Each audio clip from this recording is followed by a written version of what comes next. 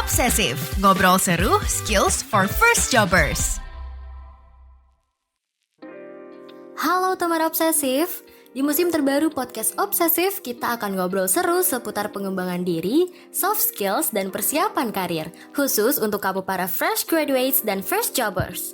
Makanya biar nggak ketinggalan, jangan lupa untuk follow dan nyalakan notifikasi serta beri rating terbaik kamu untuk podcast Obsesif di Spotify ya.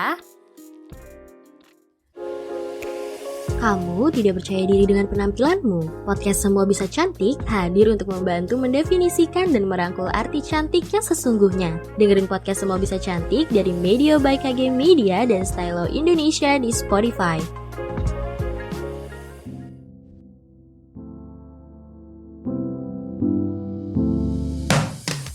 Hai teman obsesif, kembali lagi bersama gue Irfan Nagia, Consumer Psychology Practitioner yang senang berbagi ilmu mengenai decision making atau pengambilan keputusan dalam kehidupan sehari-hari yang bisa lo terapkan.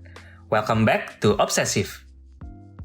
Teman obsesif, dalam pekerjaan kita selalu dituntut supaya bisa mengambil keputusan-keputusan yang optimal buat memastikan pekerjaan kita tuh punya performa yang baik. Tapi seringkali kita malah dihadapkan dengan situasi yang nggak pasti.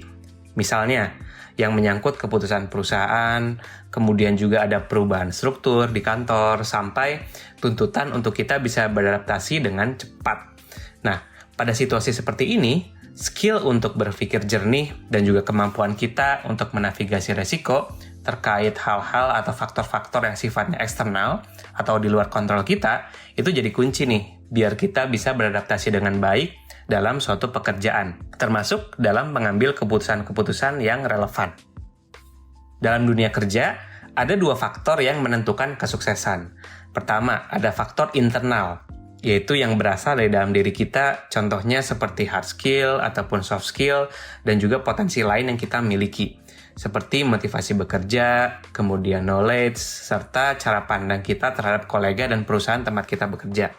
Nah, yang kedua adalah faktor eksternal atau segala hal yang di luar kontrol dan kemampuan kita nih, seperti misalnya dinamika bisnis atau dinamika suatu industri, atau ada keputusan bisnis, peraturan perusahaan, dan juga bagaimana cara orang lain menilai kita, itu adalah sesuatu yang di luar kontrol kita.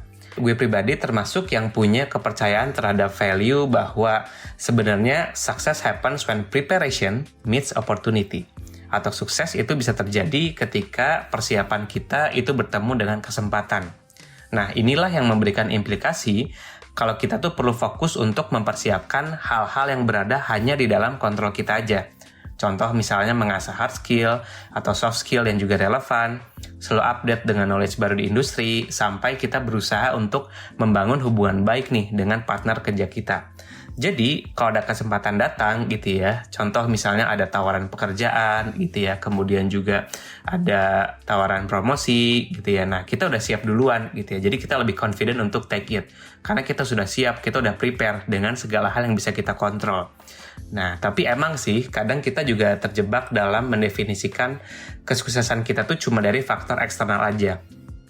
Contohnya nih, misal saat lamaran kerja kita ditolak gitu. Nah, kita biasanya akan merasa, gue gagal nih gitu. Atau saat dikritik sama teman kerja kita di kantor, kita jadi ngerasa nggak pantas gitu ya dalam pekerjaan kita. Atau malah saat kita terdampak layoff, misalnya kita merasa jadi nggak punya value dalam diri kita. Padahal nih teman obsesif, ini tentunya akan mendistraksi kita dari hal yang harus kita utamakan, yaitu untuk kita bisa fokus mengembangkan potensi diri. Jadi, kalau terjadi sesuatu yang memang di luar kontrol kita tidak bisa melakukan sesuatu terhadap hal tersebut, itu tidak serta-merta menurunkan value kita ya. Tapi justru jadi peluang supaya kita bisa lebih fokus untuk prepare dan juga mendapatkan opportunity yang lebih baik. Bahkan ada istilahnya juga stoic mindset ya, bahwa kita hanya bisa fokus pada hal yang bisa kita kontrol saja. Hal-hal yang di luar kontrol kita tidak perlu banyak fokus terhadap hal tersebut gitu ya, karena bisa mendistraksi kita gitu ya dari hal-hal yang seharusnya kita utamakan tadi. Nah, sekarang kita coba ngomongin tentang resiko nih. Kenapa kita perlu ngomongin resiko? Karena resiko itu selalu berhubungan dengan kemungkinan atau chance atau istilahnya probability. Misalnya nih, soal resiko mungkin kita ganti konteks sedikit, misalnya terkena penyakit nih misalnya. Nah, Kalau kita terbiasa untuk minum minuman, misalnya contoh yang mengandung kadar gula tinggi, nah penyakit yang umumnya menyerang di usia 40 tahunan gitu misalnya, justru punya kemungkinan untuk kita bisa alami lebih cepat gitu ya. Contohnya di usia 30-an gitu, dan pastinya akan terus meningkat nih di usia muda sampai umur 20-an. Kalau hampir tiap hari misalnya kita minum minuman yang mengandung kadar gula tinggi. Nah, implikasinya apa sebenarnya? Jadi kalau kita mendefinisikan sukses atau sesuatu yang tadi ya bisa kita kontrol atau enggak, itu akan sangat berkaitan juga dengan istilahnya resiko gitu ya. Nah, jadi untuk meminimalisir resiko tersebut gitu ya, kalau konteksnya masih yang tadi tuh minum minuman yang kadar gula tinggi, kita pastinya akan mencoba mengurangi kebiasaan minuman tersebut gitu ya, dan juga lebih rajin berolahraga tiap harinya. Nah, inti dari situasi tadi adalah setiap aspek kehidupan, termasuk dalam pekerjaan, itu selalu ada resikonya, teman-teman. Nah, resiko itu sendiri akan makin besar kemungkinan terjadinya kalau kita nggak punya knowledge atau pengetahuan nih tentang gimana cara kita meminimalisirnya. Jadi insight-nya adalah, the higher our knowledge about it, the lower the risk that can come. Ya. Nah, tapi bagaimana ya cara kita untuk meningkatkan pengetahuan tersebut gitu ya, agar kita bisa meminimalisir resiko-resiko yang datang gitu ya. Nah, jadi coba ya teman-teman dengerin, I'll tell you how. Pertama adalah, teman-teman mungkin pernah dengar istilah DYOR, gitu, DYOR, atau do your own research.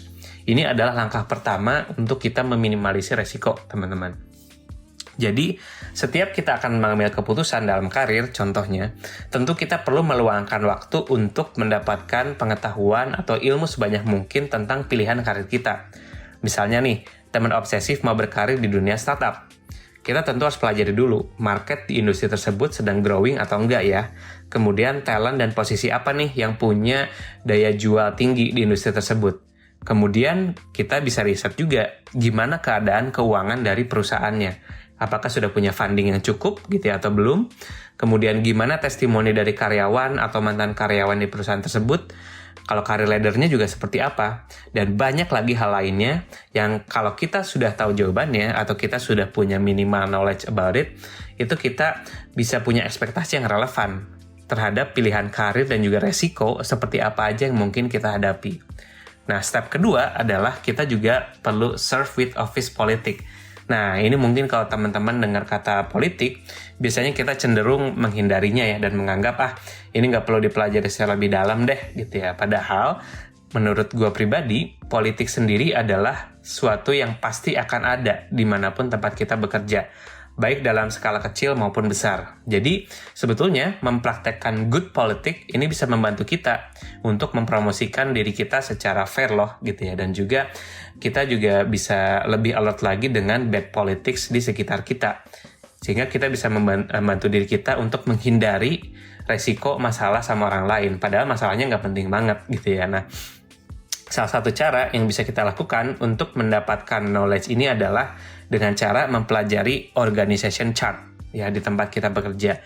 Kita perlu tahu siapa sih influencer di tempat ini, gitu ya. Siapa yang punya wewenang misalnya tapi sering skip ngejalaninnya, siapa yang paling dihormatin misalnya. Siapa yang senang dan juga sering ngebimbing orang-orang, siapa sih bisa dibilang quote-unquote otaknya di balik bisnis ini. Nah, dari situlah kita bisa melakukan observasi dan mapping out bagaimana cara kita membangun koneksi, mengembangkan people skill, dan juga bisa belajar dari orang-orang yang memang relevan. Jadi kita bisa mapping out kita posisi kita di mana, resiko seperti apa aja yang bisa kita hindari potensialnya gitu ya, dan juga kita bisa menentukan memprioritisasikan belajar sama siapa nih di tempat kerja gitu ya. Nah, terakhir adalah selain fokus sama hal-hal yang istilahnya itu tadi kita bahas kan yang mau diminimalisir eksternal ya, kita juga tentu perlu memiliki knowledge yang baik tentang potensi internal kita atau dalam diri kita sendiri. So, know your own potential, teman-teman obsesif. Ketika kamu sudah tahu potensi dalam diri kamu bisa meminimalisir resiko kesalahan dalam pekerjaan atau pemilihan karir. Misalnya nih, untuk meningkatkan peluang pekerjaan kita diterima, kita perlu nge-highlight kelebihan-kelebihan yang kita punya di dalam CV kita dan juga menekankannya saat interview kerja. Nah, dari situlah resiko kita akan ditolak pun semakin kecil karena kita sudah apply pada pekerjaan yang sesuai dengan potensi kita. Gitu ya. Nah, kita juga ke depannya akan lebih mampu dan juga lebih jelas gitu ya, menekankan potensi itu dalam prosesnya. Jadi yang ketiga ini baik disadari atau enggak, kalau kita bisa fokus gitu ya, tahu punya knowledge yang baik tentang potensi diri kita juga bisa lebih baik nih dalam melakukan personal branding dalam konteks pekerjaan gitu ya. Jadi mempermudah juga untuk mendatangkan opportunity yang relevan dengan background dan juga skill dari diri kita. Seperti itu. Nah, jadi thank you banget teman-teman obsesif udah mendengarkan. Jadi sekian episode kali ini. Semoga teman obsesif mulai bisa menerapkan berpikir jernih ya, serta mulai bisa menavigasi resiko terkait berbagai faktor eksternal, terutama dalam konteks dunia kerja. Jadi teman-teman bisa beradaptasi dengan lebih baik dalam suatu pekerjaan, hingga akhirnya juga berhasil untuk mengambil keputusan-keputusan yang relevan. Gue Irfan Nagia, sampai jumpa. Alright teman obsesif, sekian episode kali ini. Jangan lupa untuk kunjungi media sosial kami dan pantengin terus konten-konten seru lainnya persembahan Media by KG Media. Cek linknya di deskripsi episode ya. Nantikan episode obsesif selanjutnya tiap hari Kamis dan Minggu hanya di Spotify. Aku Ana dan segenap kru obsesif pamit undur diri. See ya on the next episode teman obsesif.